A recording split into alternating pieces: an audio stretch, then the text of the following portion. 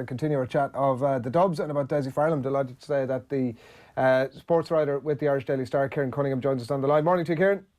Morning, Adrian. Morning, Johnny. Exciting times. You're buzzing about this, I'm sure.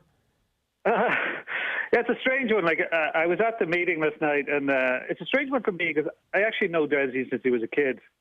Dessie's mother's from where I'm from in Donegal, and I remember we used to go training with the local GA club, and there was this little blonde Dublin kid who used to chase after the ball when it go behind the post and bring it back to us. And we used to be laughing at him running after the ball. And little did we know we weren't fit to lace his boots. That this was Dessie Farrell, and I've got to know him a lot. I actually bump into Dessie more in Donegal than I ever have in Dublin, and I've had some great night outs with him Lockins till 4 a.m. and sing songs. And he described it in his autobiography as his ball toll, like it's somewhere that means a lot to him. Like it's well documented by now that he's a first cousin of Seamus Coleman. He's a very strong ties up there, and I think he's a man Dublin need now. But I'm a bit conflicted on it, Adrian. Is it the best job in Gaelic football now, or is it the worst?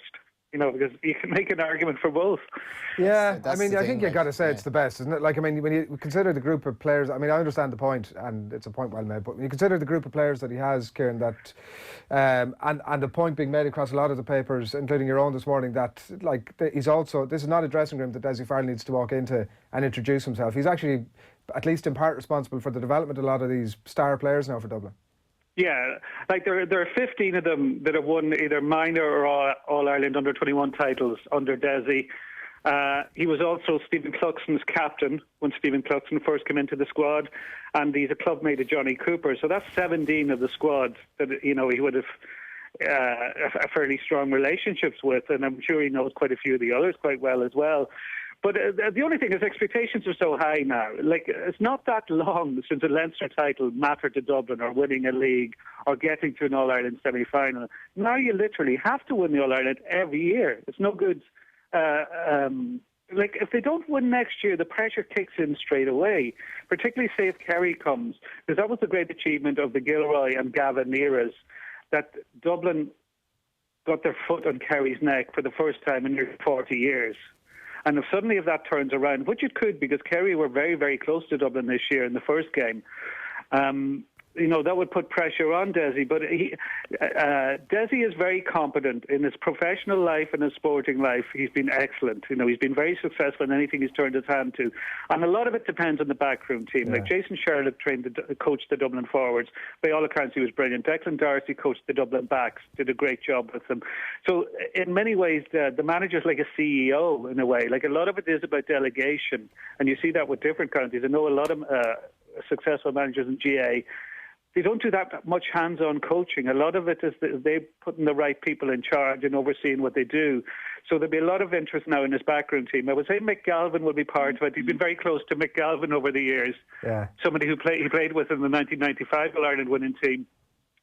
I presume Brian Cotton will still be in charge of conditioning because he's a full-time employee. But I doubt if Declan Darcy and Jason Sherlock will stay on, because I got the impression they were going to go with Jim Gavin. So it'll be very interesting who he brings in. The Cluxton question that you bring up there is an interesting one as well, and you've mentioned that relationship too. Like, you almost see no scenario where, like, if Cluxton had sort of decided over the last number of weeks or before that actually he was stepping away, like, Dessie is going to make it his number one business, you assume, to sit down with Stephen Cluxton and say, listen, I need you to give me 12 months and let's go and do this. And I could see, like, Dessie's obviously got a very strong track record of being a very persuasive person. Like, I could easily see how Stephen Cluxton, regardless of his whatever his decision has been over the last number of weeks, would be persuaded to stay on by Dessie. Yeah, and a lot could depend on Stephen Cluxton's body. No, he actually gave an interview when he got the All-Star, the Footballer of the Year award, and it was the most open interview by a mile he's ever done. And he talked about the injury issues he had this summer, and it was semi-miraculous that he managed to play after the injuries he got in the Longford game, that he managed to come back from that. And Evan Comerford played some games this year, both in league and championship, and it was remarkable how good his kicking was, and it shows the work that's been put into him, the ability he has himself, and what he's learned from Stephen Cluxton. And I think he will be a very good goalkeeper for Dublin down the line. But just when there's a transition here, even for 1 year, if Stephen Cluxton committed, I think it would be a great help. He is 38 next week, and you know, there was that the way he to the lap of honour after the 5 in a row was unusual on his own, and it did seem like he was waving goodbye. But I would be pretty confident that Dessie's priority now is just to get him to commit, even for 1 year, as captain as well and as leader, because even though there were fringe players over the last little while, like the likes of Bernard Brogan, Owen O'Gara, that's a lot of a couple of senior guys are gone. There's a couple of other senior fellas like Michael Dara McCauley. We don't know if they're going to commit for next year yet. So I think he would be very, very keen to keep Stephen. Yeah, he might have been waving goodbye is what I'm saying, and Dessie's charm and charisma might be reversing him back out of that. Speaking of his charm and charisma, Kieran, like he's obviously a guy that has been very much in the public eye over the last number of decades, but actually since leaving the GPA, not somebody we've really heard that much of over the last couple of years. Yeah, like there's an interesting one about the GPA actually. You know, I'll run a date by you. May 23rd, 2002. There was a press conference in the Barclay Court Hotel to announce Dessie as the new CEO of the GPA, and hardly anyone turned up. Why was that? Something going on at the time? Saipan. It was the day of Saipan. It was Dessie told me this before. He said there was one man, one dog there. Another iconic new leader was emerging at that time. Indeed, Johnny. But like initially, he's a very bright guy, Dessie.